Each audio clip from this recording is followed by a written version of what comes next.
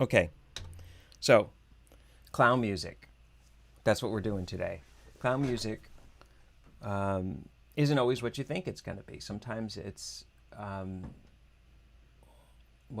funny because the clowns are funny, and we don't need funny on top of funny. So let's listen to this once through so you can get it in your ear, and then we'll do a show and tell, and we'll take it apart note by note.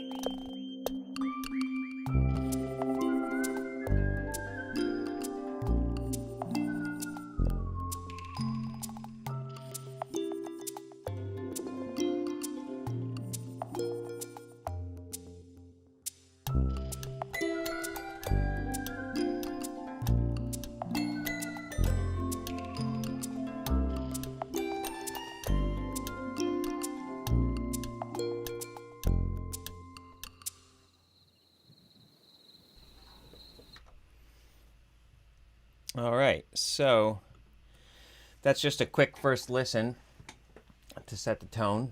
It's the scene in the circus where the clown and the ringmaster meet for the first time. I'm just one of the composers on the show, and the other composer is a guy named Book Kennison, who's also the ringmaster in the show. So it's been an interesting collaboration that everyone came together on. I named this song Try Saying It Again because it's the second attempt at writing the song. I wrote a version earlier and it needed revisions. So that's where it got its title from. Also, it borrows its theme because a piece of music you may have heard on an earlier stream called Bows is the final bows music of the whole show. It's the last music you hear. That piece of music has this same melody. Da da da da da da da da.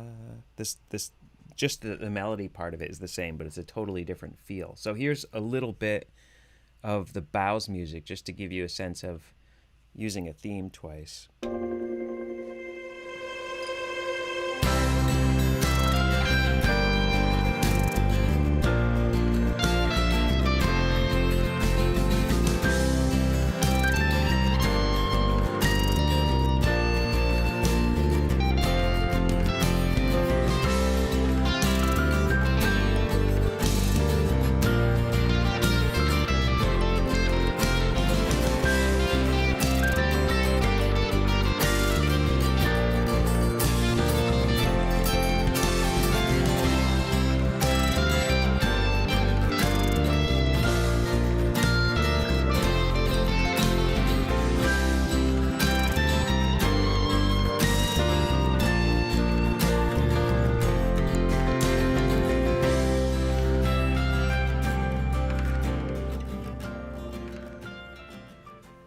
All right, so you get the idea.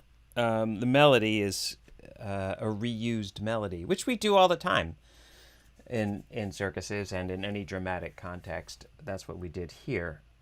Has totally different feeling, though. All right, so let's break this thing down a little bit now that we've heard it and heard where it comes from. I want to take apart all the parts of it so you can kind of hear what's in the various layers.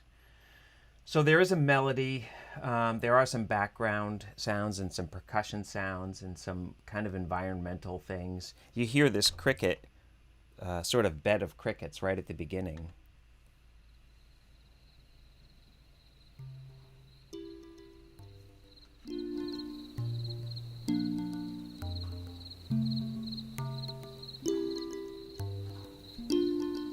And that thing coming in over the crickets, those chords, those are this synthesizer sound. It's almost like a harp, but not really. It's very synthetic, as it turns out. I sort of named it a harp thing, but that's not really what it is.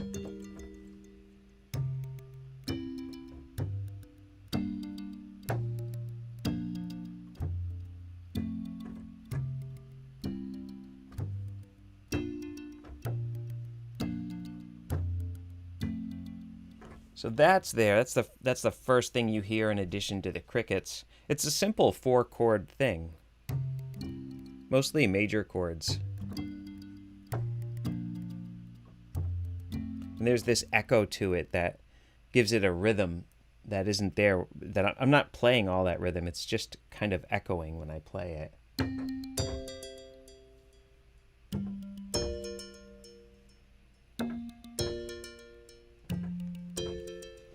So that's what's happening there, and that goes through most of the song, even when other things come in. That's sort of back there, whether or not you notice that it's there. So then I used, for the melody, I used an accordion and a toy piano to play this melody. Let's listen to that.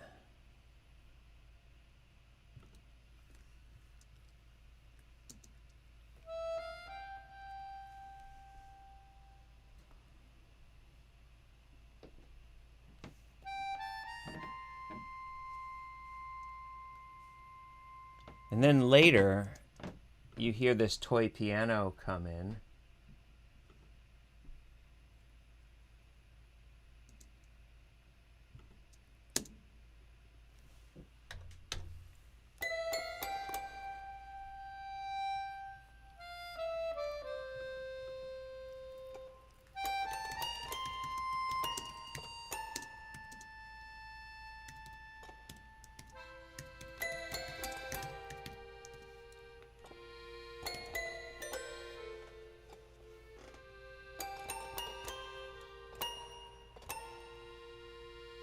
If you heard that section in context with everything else playing, sounds like this.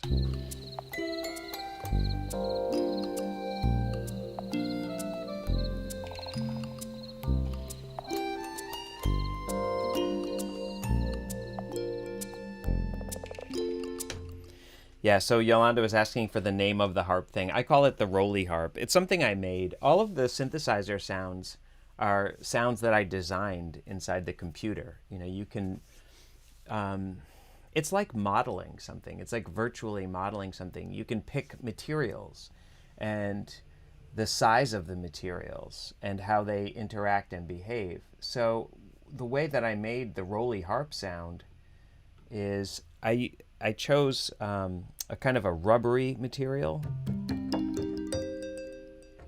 like a rubbery string, like a rubber band, and I made it hard in the shape of a cylinder.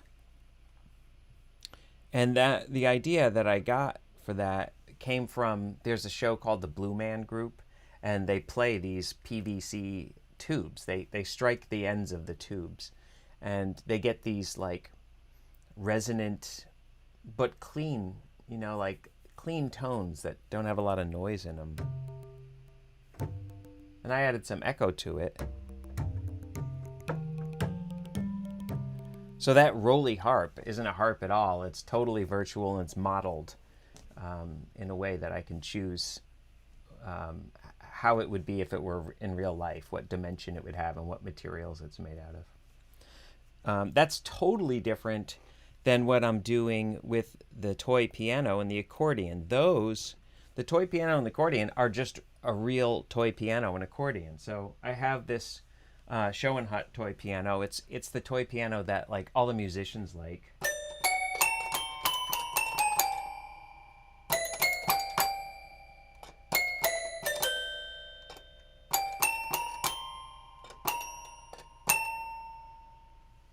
One thing about the toy piano is that it makes a lot of noise other than the note you're playing. Like it kind of clacks around. When you let go of the key, there's noises.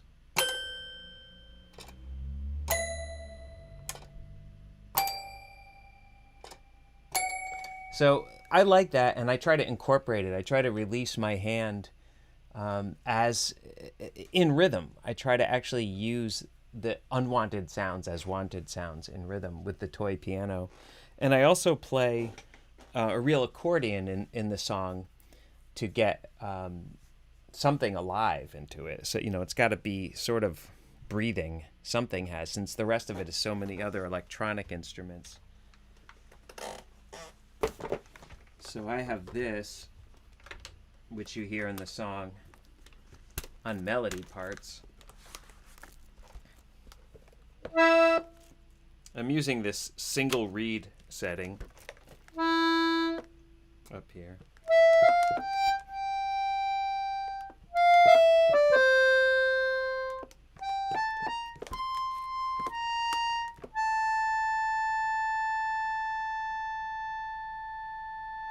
The accordion has a lot of different sounds it could make, and it has many different reeds that could play at the same time. So if I were going for like more full master sound, it might sound like this.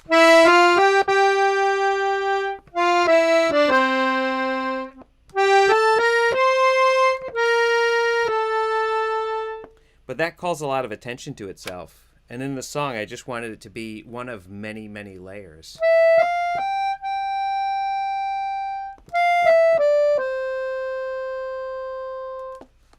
So there's that. Also, I see Ross just dropped in. Hi, Ross. From Maine. People in Maine, people next door in Alston, and others.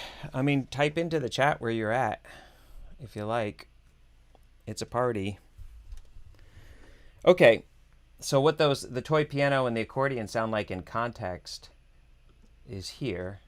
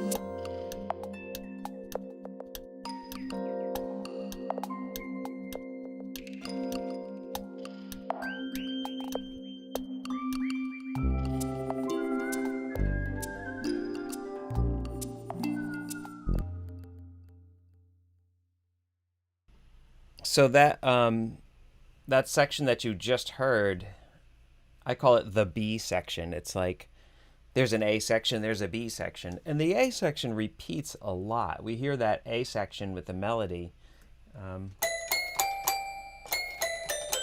going again and again for about 2.5 minutes. So when we finally get to the B section, it's sort of a relief and a change. It's a contrast for our ears, and so that is here.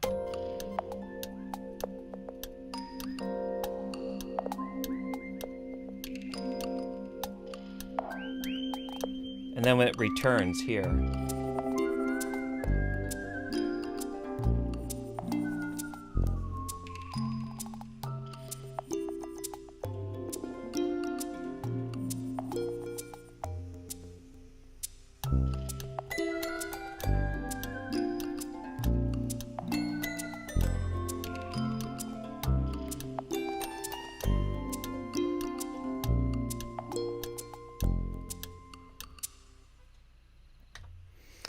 Okay, I see questions coming in about different sounds.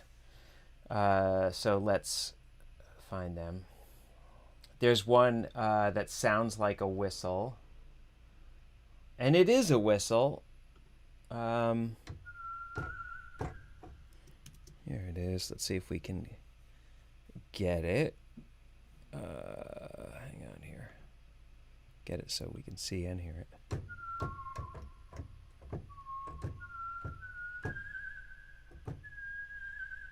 So this sound is a recording of me whistling, and then I took that one note that I'm whistling and I mapped it out across all the keys so I could play that same whistle at different pitches.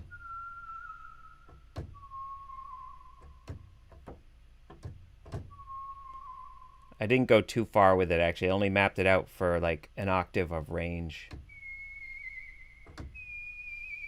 A little more. So if you hear it solo in the song, alone by itself, it's going to sound like this.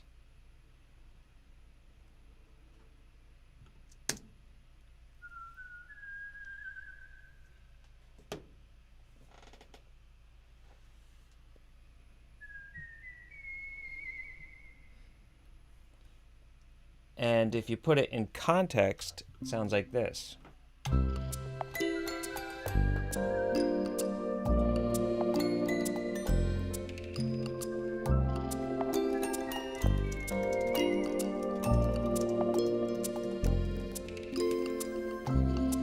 So you get the idea. That's where the whistle came from. Another melody idea. Again, all the same melody used again and again and again. It's really simple, actually, the song. There's not a lot of different things in it. They're just the same thing, but changed and arranged to make layers of stuff. And that holds it all together. It's a common mistake that I've made to put too many good ideas in one song. And most songs could just really be one or two ideas. By the way, this software here, for my nerds, for my technical nerds, that's Ableton Live, where I compose and produce the music in. There's a lot of different digital audio workstations, or DAWs, like this that do the same thing. And I use a lot of different ones, but I use this one for circus music a lot because it's a good software to use in a live performance to play back some of this stuff. In this show, we have some of the music played by the computer and some of the music played by a live musician named Jacob Avner, who's a great singer and a great guitarist. So we're combining computer musicians with human musicians in the performance itself. So let's keep digging into these layers here. And thanks for all these questions. It actually helps guide me a lot. Okay, so there's other layers. There are some background parts that just sort of give a home or a world for all that melody to live in. And you kind of don't notice them when they're playing. They're just this sort of gushy pads in the background. So let me play some of that.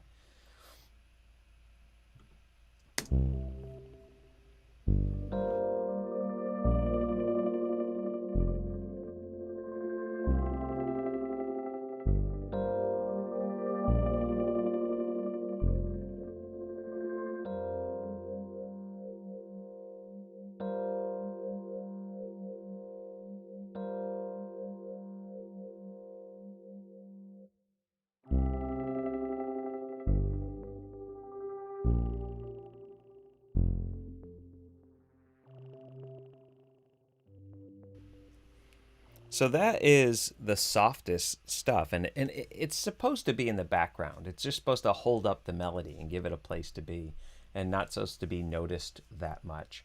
There's bass parts in there, boom, boom, boom, boom, and there's some soft, gushy things that are also electronic things that I designed in the computer. Sometimes I take two sounds that are very different and do a convolution. I make them convoluted together, and they make a third sound that doesn't sound anything like the other stuff. So, an example of that in this background stuff here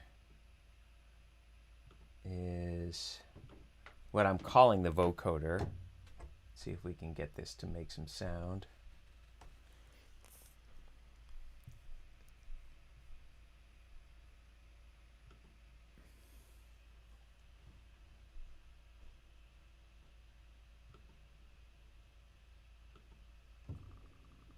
So this is one sound, if you can even hear it, very quiet. It's like a gurgly thing. And it's combined with another sound. If we can get the other sound to make a sound. Maybe not.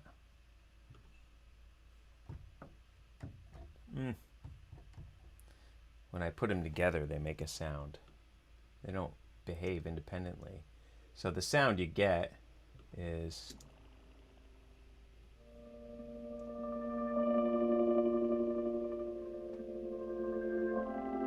it's two sounds mixed together.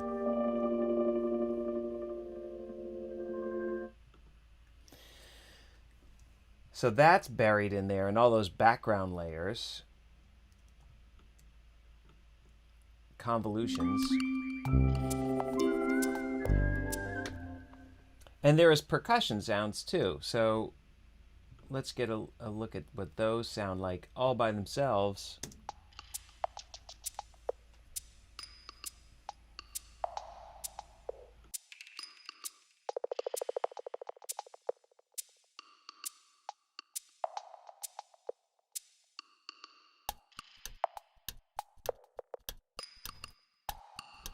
Most of that percussion is like drum machine sounds from like 1980s drum machines.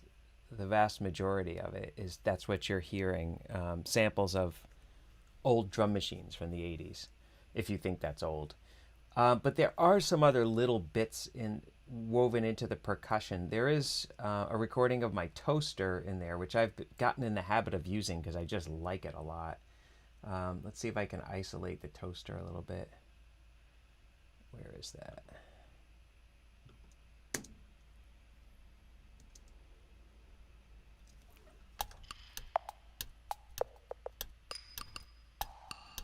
can hear it in the background.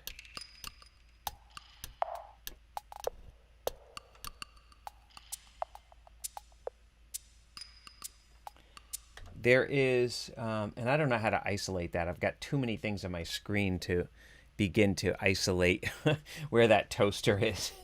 I could try to dig it out, but it's buried in there somewhere. There is some what I call kitchen percussion in there. There's a sound of a bottle, two Coke bottles tapping each other.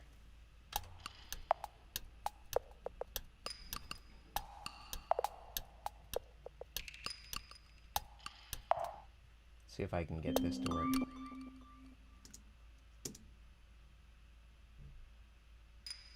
There it is. That's two Coke bottles clicking into each other.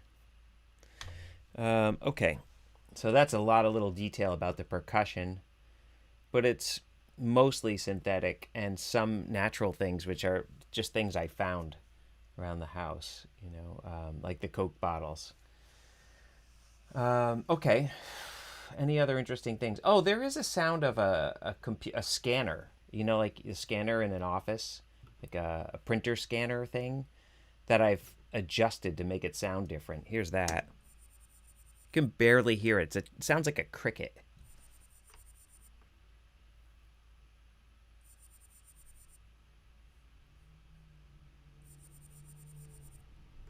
Okay, so there's that.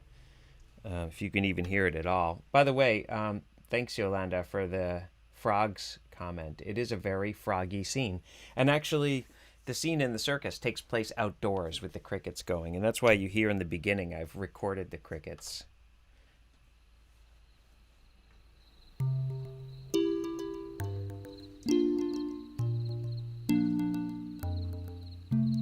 Funny thing is, in the performance, since they perform this circus outdoors, they actually have real crickets there, so you kind of can't even tell that it's coming through the speakers. It's just naturally there. I didn't really need to do anything at all to get that to work. So I'm gonna play this one last time now that we've listened to every single thing in it. What to listen for? Well, listen for the fact that even though it's clown music, that it's not particularly funny. It's not goofy. It's not what we tend to think of as circus clown music, like that. There's no silliness in it. There's more moodiness, which works for this. And while we're listening to it, if you have any other questions, think about that and type them in. And while we're listening to it, I'm going to put some links to stuff I want you to know about too into the chat. But here, let's just listen.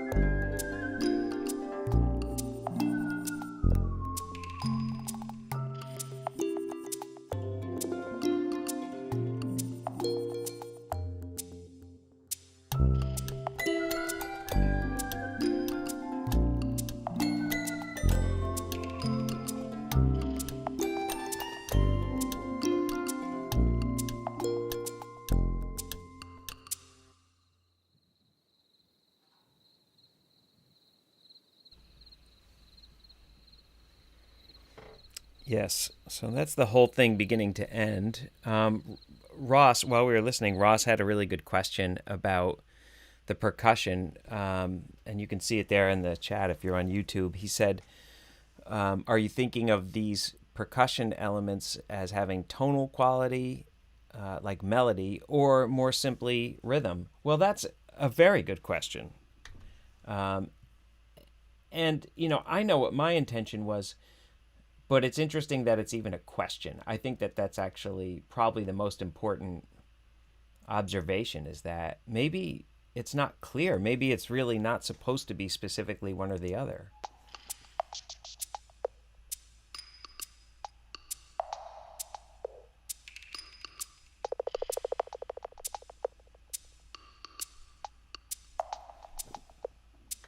And maybe that's the sound that Yolanda thinks of as frogs. And, there's a bubbliness to it, like bop, bop, bop, bop, bop, bop, bop, bop, bop, bop, bop, bop, bop, bop, bop, bop, bop, bop, bop. There's that kind of a repetition and almost pitches to what the sound, each individual sort of drum sound has a kind of a pitch to it. It would be hard, like if you were trying to actually write a melody or play chords with those sounds, they would be very ambiguous. It wouldn't be like an efficient way to do it. But it's not strictly the sound of like contacting a drum or contacting a shaker or hitting something. It has more to it than that. So I've combined the two ideas just instinctively. I've made it sort of a melodic sounding percussive thing in what I've done. And it's good. I think that's actually, the fact that there's a question there is good. It causes problems because when you write something for specifically strictly percussion instruments like a shaker or a drum or a cymbal, those really lack pitch altogether, and you can kind of use them freely without making conflict with the melodic parts. It kind of isolates the different musical ideas. But in this case, I've integrated them, and it took a lot of work to get it all to sound good together. It took a lot of tweaking things in the computer and tuning up those little drums that sound bubbly, like tuning them up. You can actually tune them the way you tune a guitar, but it's in a virtual world. So that's a great question. Thank you for that. The links I put in the chat are a link to the Turn Back Night soundtrack, which is a film I did earlier this year and just released the soundtrack of. And the next link is the mailing list, my email list, so you can find out more about these things. If you sign up for the email list right now, you can actually check a box to get a free download from that soundtrack. I put a link to Stars Above Circus, which is the circus which I wrote this clown music for. They have their tour dates there, so you can see it live and in person. They're in Connecticut right now for another day or two, and they're going to be in Vermont and New Hampshire. What else? I put a link to Spotify, my music on Spotify, and I put a link to my music on Apple Music. So you have all those things to enjoy for now, if this wasn't enough for you. It kind of wasn't enough for me. I sort of really enjoyed it, and I'd love to go on and on. But I've taken an hour of your time, and I have more music to make today, so I have to be a responsible musician and not put myself in music debt. So with that, I thank you for stopping by, and I will see you down